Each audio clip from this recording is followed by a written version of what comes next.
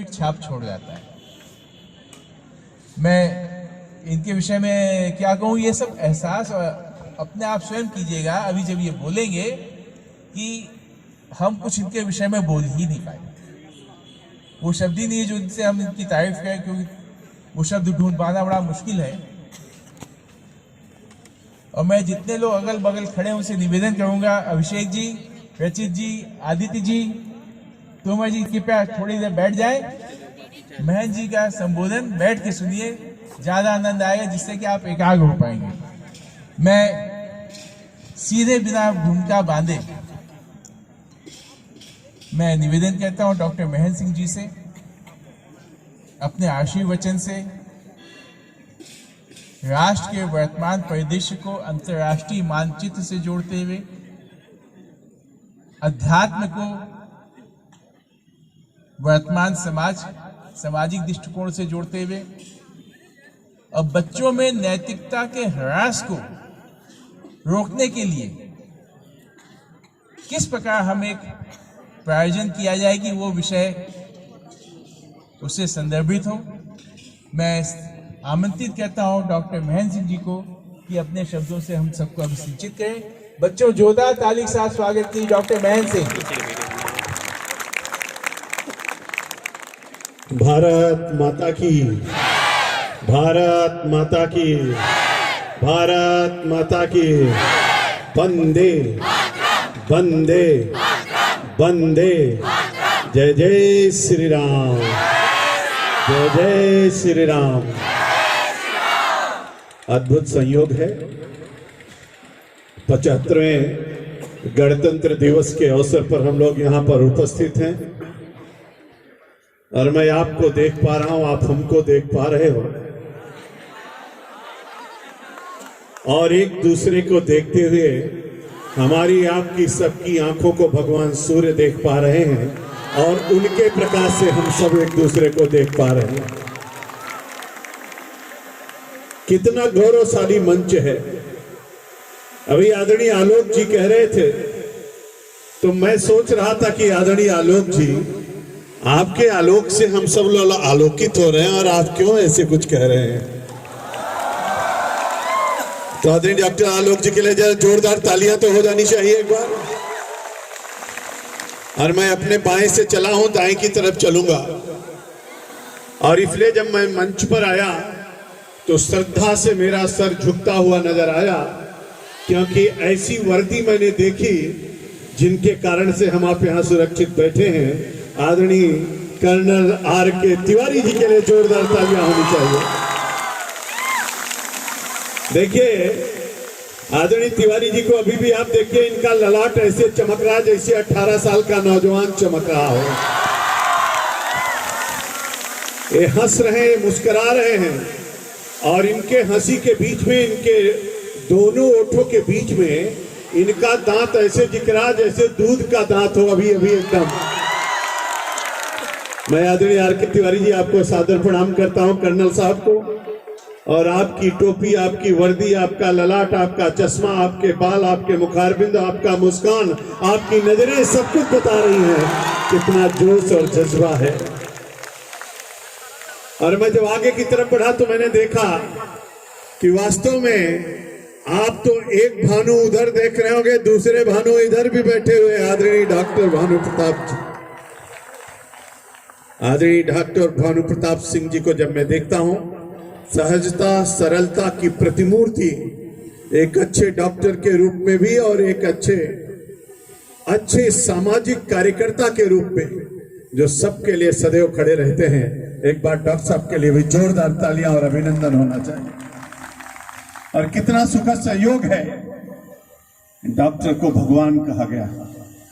लोग जब नीचे आने लगे तो भगवान से कहा, प्रभु आप तो हमको बना के भेज दे रहे हो, लेकिन अगर कोई इसमें दिक्कत होगी तो कौन देखेगा, दूसरा तो कुछ कर नहीं पाएगा। भगवान ने कहा, चिंता मत करो, हम अपना प्रतिनिधि डॉक्टर के रूप में, मेरी प्रतिमूर्ति वहां पर रहेंगे। जो डॉक्टर आपके अंदर कुछ भी दिक्कत होगी तो उसको सबको ठीक कर देंगे। इसीलिए हम डॉक्टर को भी भगवान कहते हैं। और देखिए कितना सुखद संयोग है, जो पुनः जीवन दे, जिसका नाम ही संजीव हो, यानी पुनः जो जीवन दे दे, ऐसे आदमी डॉक्टर प्रोफेसर संजीव मिश्रा जी, जो हमारे कुलपति हैं अटल बिहारी वाजपेयी चिकित्सालय विश्वविद्यालय के। एक बार जोरदार तालियां और अभिनंदन आदरणीय प्रोफेसर संजीव मिश्रा जी के लिए। आप अभिनंदन करिए, इनको भी देख करके ऊर्जा मिलती है, एक शक्ति मिलती है, एक ताकत मिलती है। और मैं कभी कभी सोचता हूं तो मुझको लगता है लोग अपने लिए तो हर कोई जीता है, लेकिन समाज के लिए और जीवन में दूसरों के लिए कितने लोग जीते हैं, चिंता करते हैं। ऐसे आदमी डॉक्टर जितेंद्र प्रताप सिंह, जीपी सिंह को जो मैं देखता हूं तो मुझको लगता है कि वास्तव में हर क्षण जो अपना जीवन का तन मन समर्पित करते हैं। जरा एक बार जोरदार तालियां आदरणीय जितेंद्र जी के लिए भी होनी चाहिए। और देखिए, जो गुरुओं के गुरु हैं, बहुत लोगों को पढ़ाया है, और यहां पर बैठे हुए अभी जब खड़े हुए, अभी कार्यक्रम करके आ रहे हैं और छड़ी की बात कर रहे हैं। हम लोग जब सो रहे थे तो कार्यक्रम में चले गए थे। आदरणीय डॉक्टर राजेंद्र प्रसाद जी के लिए जोरदार तालियां और अभिनंदन होना चाहिए। और देखिए भैया, गुलाब की इच्छा तो हर किसी को होती है। लोग कहते हैं कांटों के बीच में गुलाब होता है, और हमारे प्यारे बच्चे और सब लोग, कोई ऐसी तारीख आती है जब गुलाब ढूंढा करते हैं कि एक गुलाब मिल जाए। तो फिर गुलाब जी के लिए, आदरणीय गुलाब जी के लिए जोरदार तालियां एक बार होनी चाहिए। आदरणीय हनुमंत सिंह जी हमारे नगर के संघ चालक जी हैं, बैठे हुए हैं, एक बार जोरदार तालियां होनी चाहिए। सभी आदरणीय सम्मानित जन यहाँ पर हैं, आशा बहन भी बैठी हुई हैं। आप सबका मैं अभिनंदन करता हूं, स्वागत करता हूं। और एक बार बच्चों से कहूंगा, जरा अपने लिए जोरदार तालियां बजाइए, अभिनंदन करिए।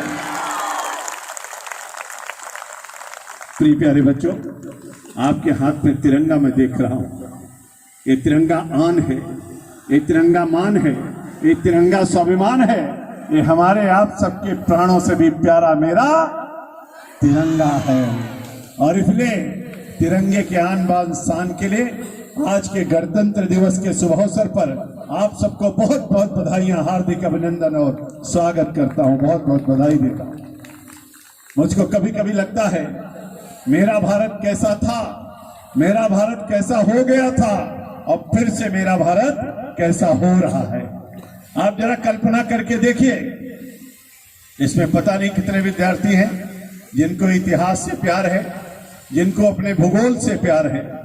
अब तो आजकल के बच्चे विज्ञान बहुत पढ़ते हैं, साइंस में उनकी बड़ी रुचि है, क्योंकि लोग कहते हैं कि बिना साइंस के काम चलेगा नहीं। अच्छी बात भी है, लेकिन कोई भी बच्चा बड़ा होगा या कोई भी व्यक्ति अपने बच्चे का एडमिशन कराने के लिए विद्यालय में जाता है तो सबसे पहले स्कूल वाले पूछते हैं, बच्चे की डेट ऑफ बर्थ बताइए, बच्चा कहाँ पैदा हुआ बताइए, आप कहाँ से आ रहे हैं बताइए।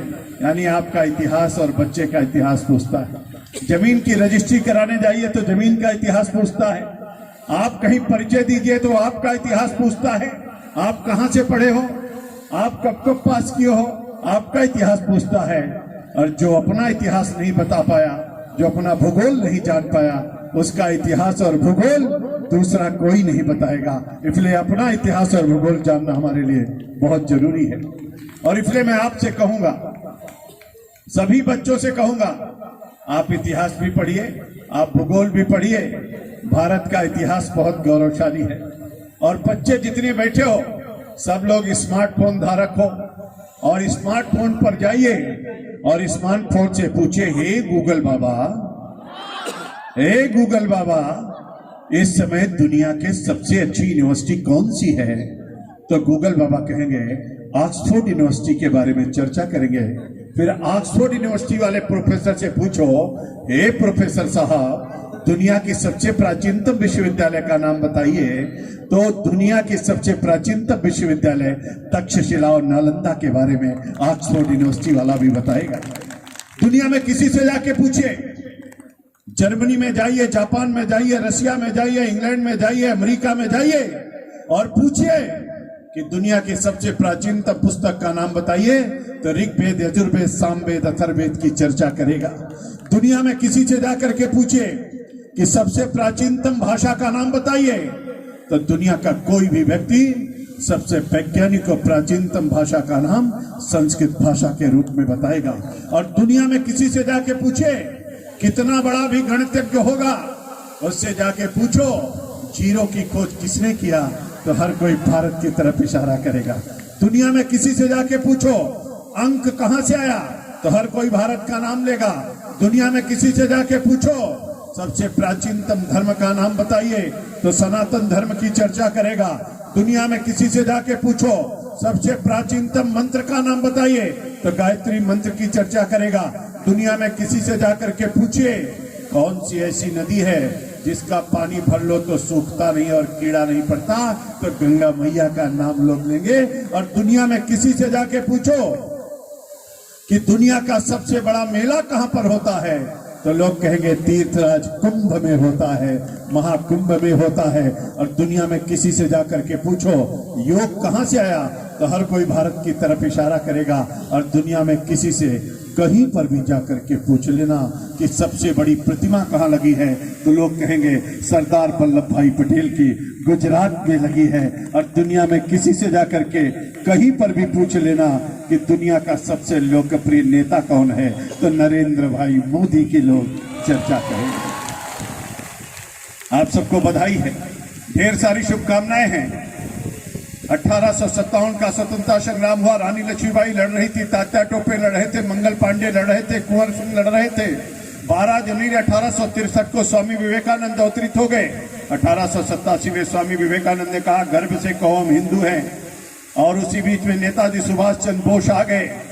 11 सितंबर 1893 में शिकागो की सभा हो गई, और 1905 का बंग भंग का आंदोलन, 1906 के मुस्लिम लीग की स्थापना, 1911-12 में महात्मा गांधी का आगमन, 1913-14 में सरदार वल्लभ भाई पटेल का राजनीति में पदार्पण, 13 अप्रैल 1919 को जलियांवाले बाग का कांड, 1921 का असहयोग आंदोलन, 1922 का चौरी चौरा कांड, 1925 का काकोरी कांड, 1929 की पूर्ण स्वराज की घोषणा, 1930 का नमक आंदोलन,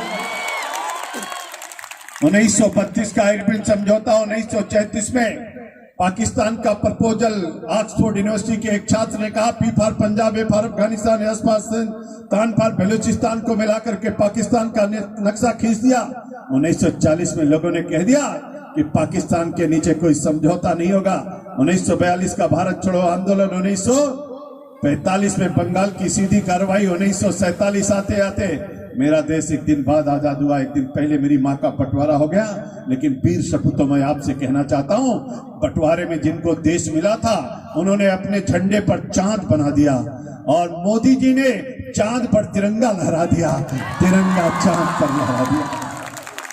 और मैं इस बात को इसलिए कहना चाहता हूं, लोग चांद तो झंडे पर बना रहे हैं, मोदी ने कहा मैं तो चांद पर ही तिरंगा लहरा दूंगा, उन्होंने वहां पर तिरंगा लहरा दिया। कभी कभी लोग सोचते हैं 26 जनवरी 1950 को भारत का संविधान लागू हुआ, 2 वर्ष 11 माह 18 दिन में संविधान बनकर के तैयार हुआ, 2,11,729 रुपए व्यय हुए, 395 अनुच्छेद 9 अनुसूचियों का विशालतम संविधान बनकर के तैयार हुआ। और उस विशालतम संविधान की रचना को करते करते कितने सारे लोगों ने देखते देखते भारत के भविष्य की चर्चा करते हुए कि मेरा भारत फिर से विश्व गुरु के पद पर आसीन होगा, और मेरा भारत दुनिया के अंदर नंबर 1 का देश बनेगा, जिसके लिए मोदी जी ने कहा है, और देश उस रास्ते पर चल पड़ा है। हम सब लोग जानते हैं विकसित भारत का संकल्प लेने का समय आ गया है। मोदी जी कह रहे हैं यही समय है, सही समय है, अनुकूल समय है। और इसलिए हम सब लोगों को 26 जनवरी के आज के दिन गणतंत्र दिवस के अवसर पर संविधान को श्रद्धा और सम्मान करते हुए आगे बढ़ते हुए अपने जीवन का पल पल राष्ट्र को समर्पित करेंगे, और विकसित भारत के संकल्प को पूरा करेंगे, क्योंकि अमृत काल आ गया है। अमृत महोत्सव से अमृत काल की तरफ हम बढ़ रहे हैं, और इसलिए प्रधानमंत्री जी भारत माला बना रहे हैं, सागर माला बना रहे हैं। हमको आपको भी मिलकर के विजय माला की तैयारी करनी चाहिए, एक विजय माला तैयार करके पहनाना चाहिए। मैं आप सबको बधाई देता हूं, आप सबका अभिनंदन करता हूं। आप बहुत देर से बैठे होंगे, बहुत दूर तक आप चल करके आए हैं। मैं आपसे 2-3 बातें केवल कहना चाहता हूं। हमारे अभी आदरणीय जेपी सिंह जी कह रहे थे अध्यात्म की बात करिए। अरे हमने कहा 1,98,98,58,85,125 वर्ष पहले सूरज की पहली किरण धरती पर आई थी और तब से लेकर के अब तक सतयुग बीत गया 17,28,000 वर्षों का, त्रेता बीत गया 12,96,000 वर्षों का, द्वापर बीत गया 8,64,000 वर्षों का, कलयुग के 5,125 वर्ष बीत चुके, 6 मनवंतर बीत चुका, 7वां मनवंतर चल रहा है, 7वें मनवंतर की 28वीं चतुर्युगी चल रही है, 28वीं चतुर्युगी का कलयुग चल रहा है, अब कलयुग का प्रथम सोपान चल रहा है। तब भी मेरा भारत था, तब भी मेरे भगवान थे, आज भी मेरा भारत है, आज भी मेरे भगवान है और आगे भी मेरा भारत रहेगा और मेरे भगवान रहेंगे। यही तो अध्यात्म की पराकाष्ठा। मैं तो तुलसी के बिरवा पर दीपक चलाता हूं, मेरी बहनें पीपल के वृक्ष को रक्षा सूत्र बांधती है, तो गौ को गौ माता कहते हैं। हम लोग सब लोग मिलकर के नाक को भी दूध पिलाते हैं। हम तो नरसिंह भगवान की भी पूजा करते हैं, हम तो चींटी को आटा खिलाते हैं, हम तो नंदी का भी पूजन करते हैं, हम तो हर हर महादेव कह करके बाबा भोलेनाथ को बुलाते हैं। हम तो ओम जयंती मंगला काली भद्रकाली कपालिनी दुर्गा क्षमा शिवा धात्री स्वाहा सदा नमोस्तुते कह करके जाप करते हैं। हम तो भगवान श्री राम का जयकारा लगाते हुए जय जय बजरंग बली को साथ में लेकर के चलते हैं। हम तो कहते रहते हैं कि दुर्गा दुर्गा शमनी दुर्गा पद्मानी दुर्मक्षिणी दुर्शादनी दुर्नाशनी दुर्गोद्धानी दुर्निहंत्री दुर्मापहा दुर्गम ज्ञानदा दुर्ग दैत्य लोको दवानला दुर्मा दुर्मा लोका दुर्मात्म सुप्री दुर्मापदा दुर्गम विद्या दुर्माशिता दुर्गम ज्ञान संस्थाना दुर्मध्यान वाफी दुर्मोहा दुर्मगा दुर्मार्थ सुप्री दुर्वासुर संहंत दुर्मायु धानी दुर्मांगी दुर्मता दुर्गमा दुर्मेश्वरी दुर्ग भीमा दुर्भामा दुर्बादुर्दाणी नामावल भीमा मैस्तु दुर्गाया मानवा पठेत सर्वभयान मुक्तो भविष्य संख्या। इसलिए बच्चों में आपसे कहना चाहता हूं, आदरणीय डॉक्टर दिवाकर जी चले गए, आपको कह रहे थे, मैं आपसे कहना चाहता हूं। अंग्रेजी की एक लाइन है, man is born naked and फेथरलेस।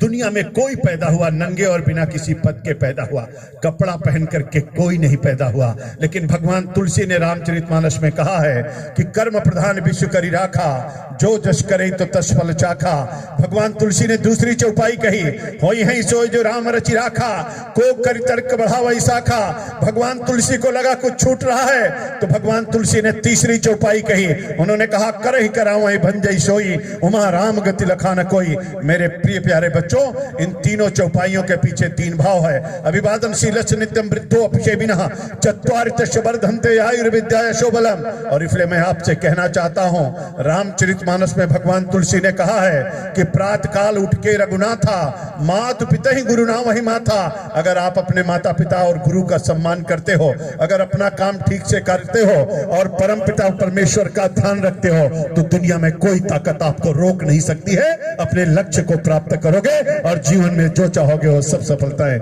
आप हासिल करोगे। इसलिए हमारे यहाँ कहा जाता है, सवेरे उठो तो दोनों हाथ का दर्शन करो। हमारे यहाँ कहते हैं, धरती पर पैर रखो तो बोलो समुद्र वसने विदेवी पर्वत स्तरा मंडले विश्वपति नमस्तुभ्यं पादस्पर्शमस्व में। हमारे यहाँ कहा जाता, मंजन करो दातुन करो तो बोलो आयुर्बल में शोभ्रचा प्रजा पशुन वसूनि चा ब्रह्मा पराज्ञा चा मेघाम चा तुम नए दे बनस्पति दे।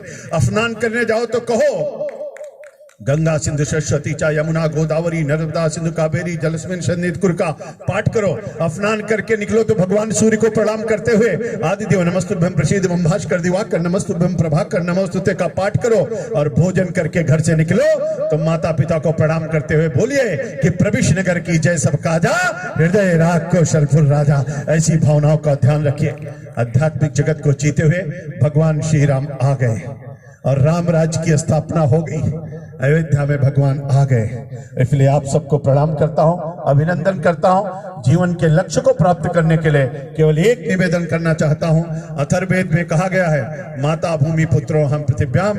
भूमि मेरी माँ है, मैं इस पृथ्वी का पुत्र हूं। जीऊंगा तो भारत माता के लिए और मरूंगा तो भारत माता के लिए, ऐसा संकल्प होना चाहिए। इसलिए युवाओं के लिए मैं कहना चाहता हूं कि देह की शक्ति को तौलना चाहिए, देश की भक्ति को बोलना चाहिए। माँ की अस्मिता को कोई अगर छुए, रक्त हो तो उसे खौलना चाहिए, रक्त हो तो उसे खौलना चाहिए। इसलिए मेरे युवा साथियों, मैं आप सबका आह्वान करता हूं, अपने उन शहीदों को नमन करता हूं। भूमि की अर्चना में मगन हो गए, पूर्ण करके वचन निर्वचन हो गए, उन्हीं को समर्पित हम सबों का नमन। राष्ट्रहित यज्ञ में जो हवन हो गए उनको हम सब लोग समर्पित करते हैं। आप सबसे कहूंगा, ऐ मेरे वतन के हमराही जागीर हमारी धरती है, लाखों सपूत जिस दामन में फिर भी आहें क्यों भरती है, मर मिटने की परवाह नहीं, घायल परवाना जलता है, जिस ओर जवानी चलती है उस ओर जवाना चलता है। हम सब लोग संकल्प लेंगे, आगे बढ़ेंगे। 26 जनवरी के इस अवसर पर अपने देश को नंबर 1 पर पहुंचाने के लिए अपने जीवन को, अपने प्राणपण को न्यौछावर करेंगे। हम सब लोग तेजी के साथ आगे बढ़ेंगे, माता पिता का सम्मान करेंगे, वित्त में अत्यंत संरक्षित, वित्त में आती चा अचीड़ो वित्तता चीड़ो वित्तस्तु हतोत का ध्यान रखेंगे। बहंते नद्यः स्वयमेव नाभ्यः स्वयं न खादन्ति फलानि वृक्षा धारा धरो वर्षति नात्म हेतो परोपकाराय सताम विभूत्या के रास्ते पर हम लोग चलेंगे और अपने नेतृत्व को भी प्रणाम करेंगे। इस तिरंगे के आन बान शान को हम बढ़ाएंगे। आप सबको गणतंत्र की ढेर सारी शुभकामनाएं। एक बार दोनों हाथ उठा के बोलिए, भारत माता की, भारत माता की, वंदे वंदे, जय जय श्री राम, जय जय श्री राम। ढेर सारी शुभकामनाएं। फिर मिलेंगे। आदरणीय जेपी भैया को बहुत प्रणाम और बधाई, गुलाब भैया को प्रणाम और बधाई, आदरणीय संजीव भैया, आदरणीय प्रोफेसर साहब, आदरणीय संजीव मिश्रा जी का, आदरणीय डॉक्टर भानु जी का, आदरणीय डॉक्टर आलोक जी का, आदरणीय कर्नल RK तिवारी जी का, और आदरणीय हमारे डॉक्टर राजेंद्र प्रसाद जी का, और गुलाब भैया का। आप सभी अतिथियों का, आप सबको मैं शीश झुका करके प्रणाम करता हूं, अभिनंदन करता हूं। ढेर सारी शुभकामनाएं, बधाई, नमस्कार, वंदे मातरम, जय जय श्री राम। जय जय महेंद्र भैया, क्योंकि आपके